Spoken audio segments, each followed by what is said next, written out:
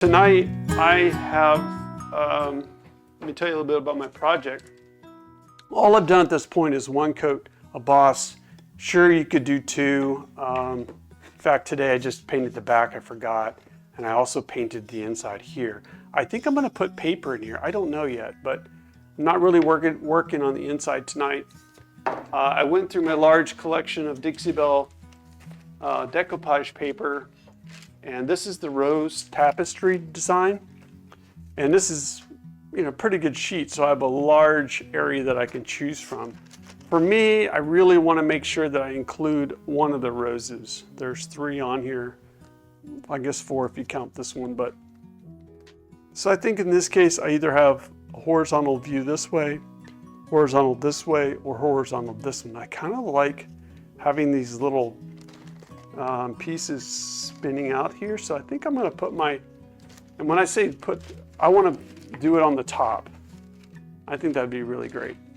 With that in mind, I then used my color swatches and picked my colors that I'm working on based on the colors in this decoupage paper. So I have Cottage Door, Dry Stage, and Stormy Seas, 3 colors I would never probably think in any, I don't know. I guess if I fed this decoupage paper into ChatGPT, it might help me. But anyways, those are the colors that I think really work well on here.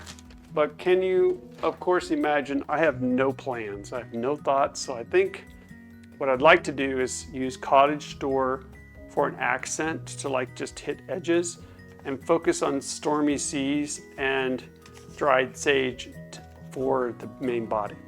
I think I'm going to use Stormy Seas for more of a shading approach. And so basically that leaves me Dry Sage for the body. So that's where we're going to start tonight. I hope that creative dig or dive into my thought process. I do plan on just leaving the top embossed, and I'll just put the decoupage paper right on top of that. I do have my heat gun in case I need to dry some things, but let's get some paint on here. I'm not sure we're going to get it all done tonight, but we got plenty of time. So let's maybe make a challenge to get most of this thing painted tonight. I've got my bucket of water in case I have to clean my brushes out. Not that I don't have enough brushes, of course. But I haven't painted a jewelry box in quite a while. This one's been sitting around the studio for a while. I'm just waiting for a break in work. And I'm gonna have to get creative with my projects, because if I'm gonna hit the road with my travel trailer, it'll probably take a week out of my production time. So I don't know. Not that I'm using jewelry boxes to fill those gaps, because I'm all about painting the larger pieces for sure. And but I did pretty good at getting my Dixie Belle submissions done last month. So I actually have an empty, pretty empty garage. My inventory is pretty low. I have a bedroom set that I want, nightstands I need to paint, so they'll probably get maybe added to the list overall. But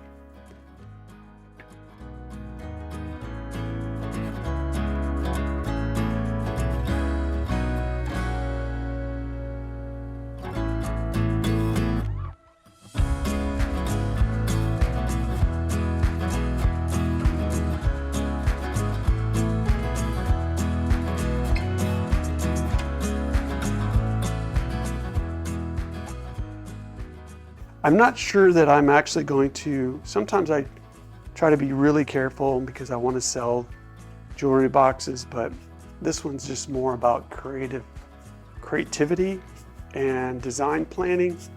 So I'm not too worried about painting this in such a way that, because usually when you open up a jewelry box, you're looking inside for stains, and this one has got a couple stains where, sure, maybe I can clean them up, but I really usually buy jewelry boxes from artistic creativity opportunity, really.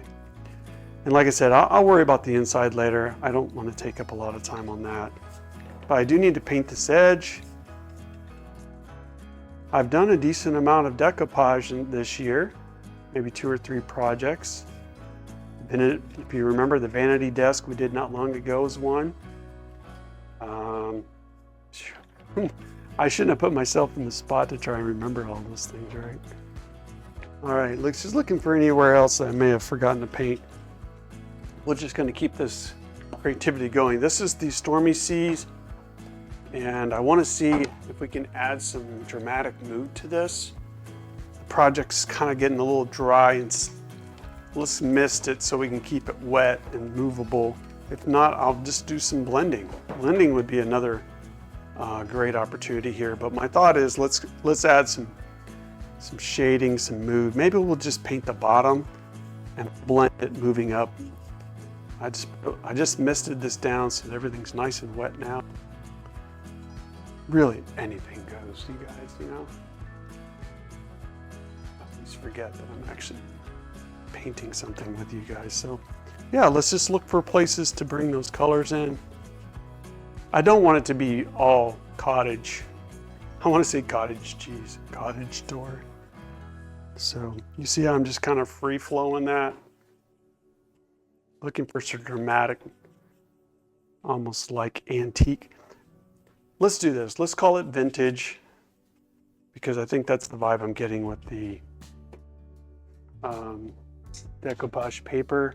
I'm going to use another 1-inch because I want this long, soft. I want to wisp. This is me blending. I just want to wisp. I don't know if I can pull you in close enough to see the fine details, but we'll do our best here. Yeah, I just want to just block my light or something. I'm going to change one of my lights here. There we go. So like just very, very feather touch. So here you can see on the side, just a light feather touch. I'm using my wet rag to just, I'm going to come back and just, so I'm blending. Oh, you know what I forgot to do? I put my brush in the water. I'm going to pull it back out. I forgot to paint the back. Silly me. Before we do that, let me finish blending this one side. This is what happens when you wing it. I had no plan. I just picked my colors. We'll just go with it. Now remember, I want to bring in Cottage Door somehow. And that's going to be our bohemian pop of color. Let me bring up the dried sage again. Let me know if you have any questions. I just pulled this brush back out of the water, so it's going to be a little wet.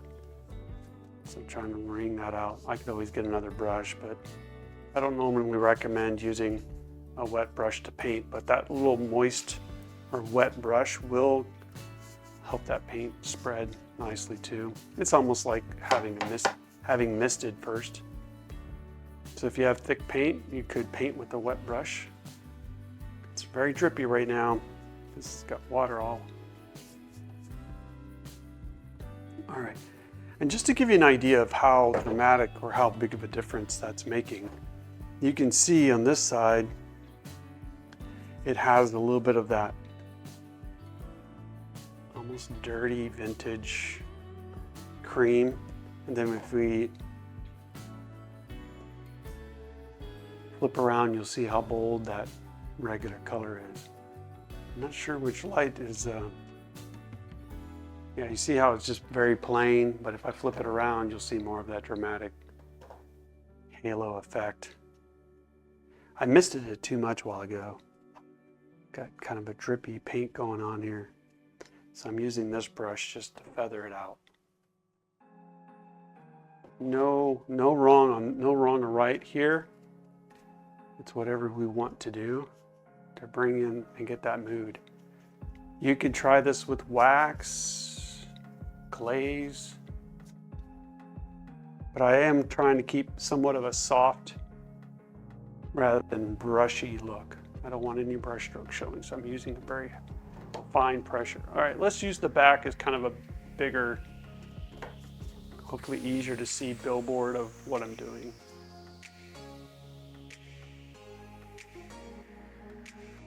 Vignetting. Sometimes I use the word vignettes when I talk about blending, because That seems to be what I do a lot, is kind of vignettes around where hardware is at.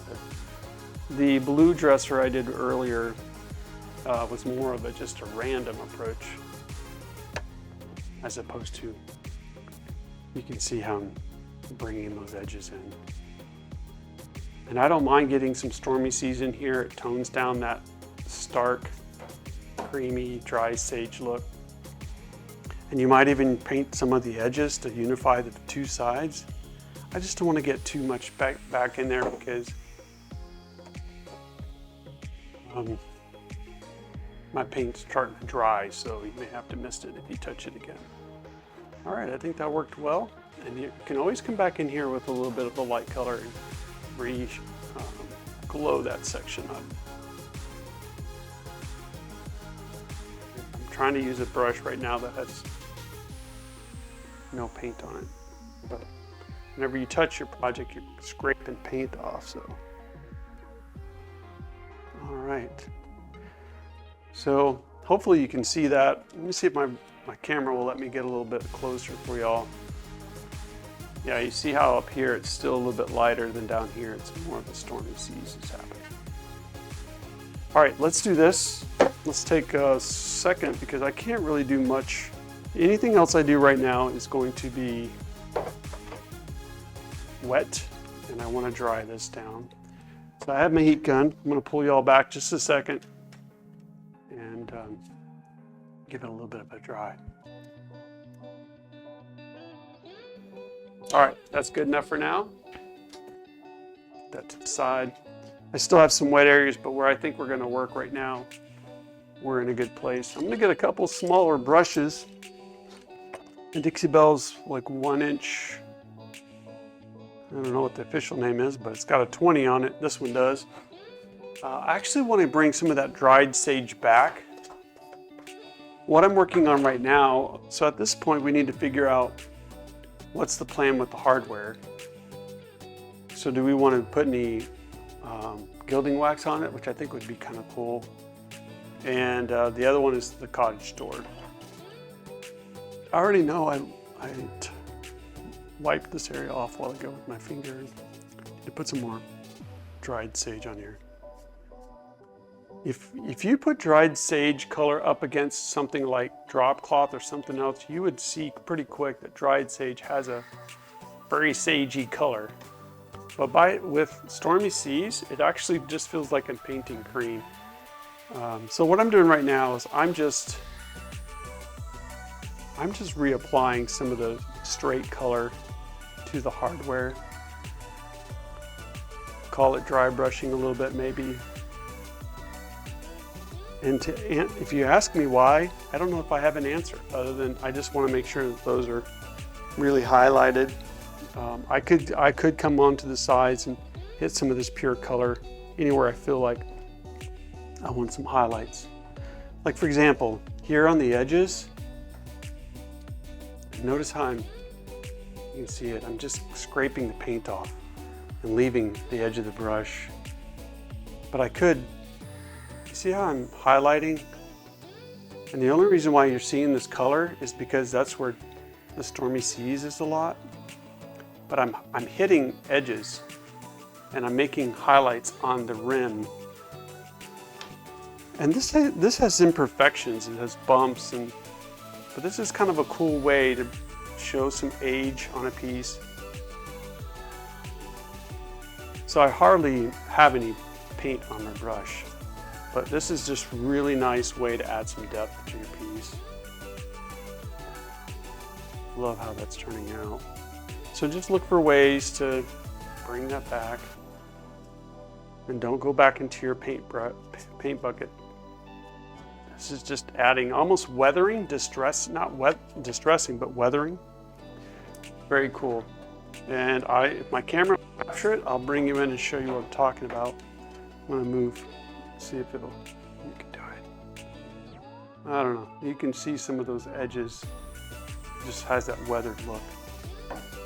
Let's go into cottage cheese. Oh my goodness. I can't believe I keep trying to say cottage cheese. But look at that color. It's bold, almost too bold for this. So I'm gonna discharge some of that on my table. Anybody else have a table like mine where it's like got years and years of paint?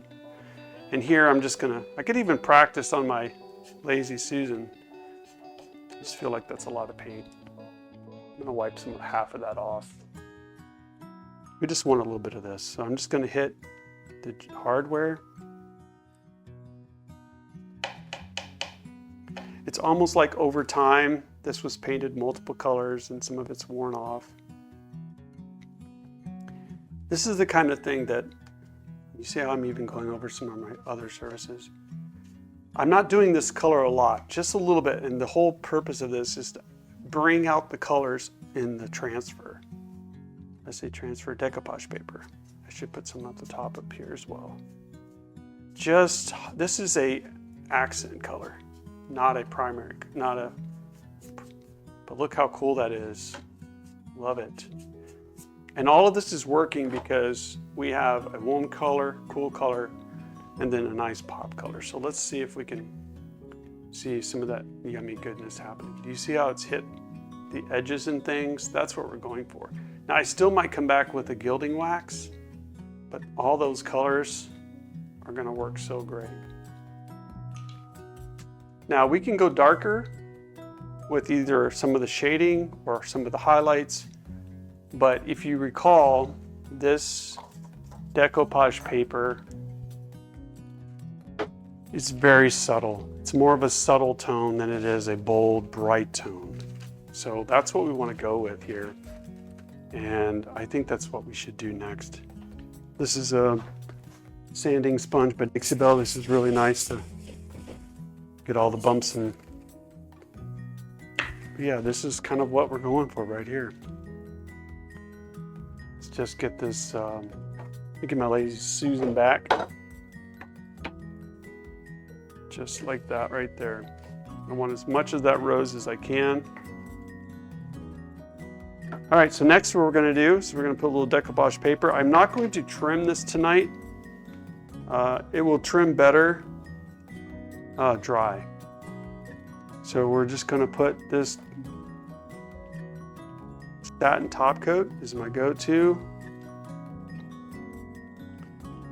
And remember, I did not paint the top of this. You could, it's sometimes a better idea to paint the top, the basic base color of your paper so that when you put it on there, it doesn't get lost. But in this case, I don't think we're gonna see too much of the gray come through.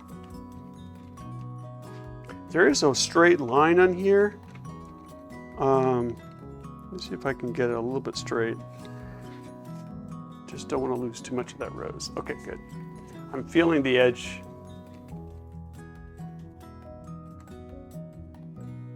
Now I've used it before and I forgot to get it out. Let me grab it real quick. I love using the thingamajig with decoupage paper. It just allows me to squeegee everything out. Really nice. Now I will tell you some other tips for decoupage paper. It does help to sometimes for larger pieces to mist it and get it wet so you can get those wrinkles out. But I'm putting enough top coat on this decoupage paper that's not so critical for me to mist or iron or anything like that. I really don't even mind wrinkles. Most of the time I don't sweat too much over wrinkles. Just because I often find myself doing more of a worn kind of approach. Now when I said thingamajig, this just allows me to kind of squeegee out some of the air, and which helps me get rid of some of the wrinkles, but it's not aiming for perfection here. Doing this does squeegee off some of the top coat, so I put extra top coat on it.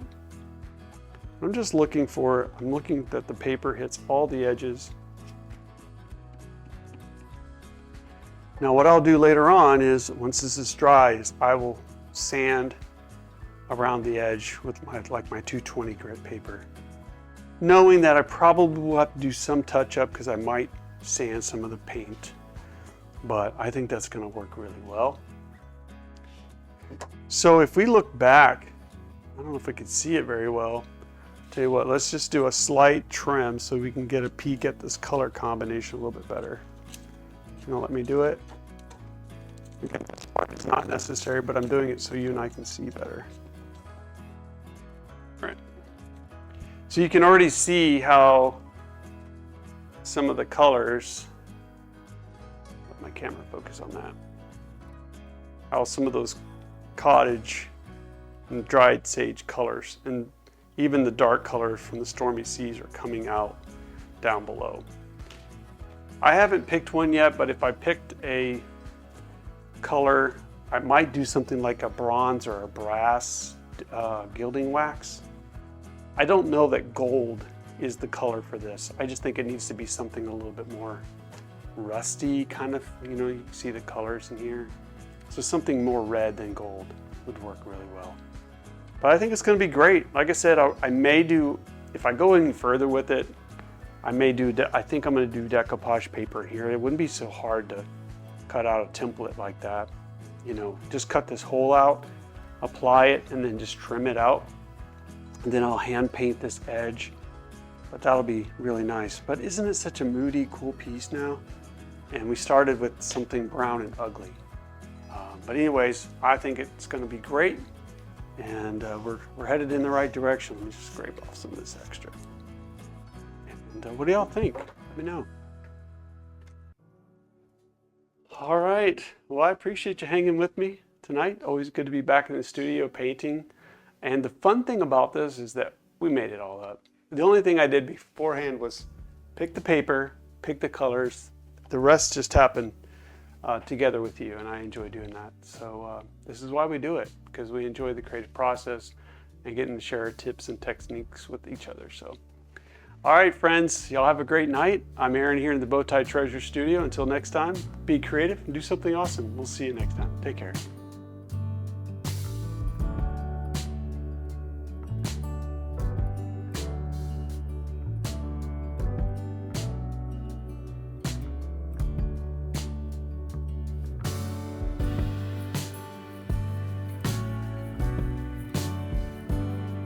That's the end of the show. Make sure you subscribe and ring the bell before you go. Bye.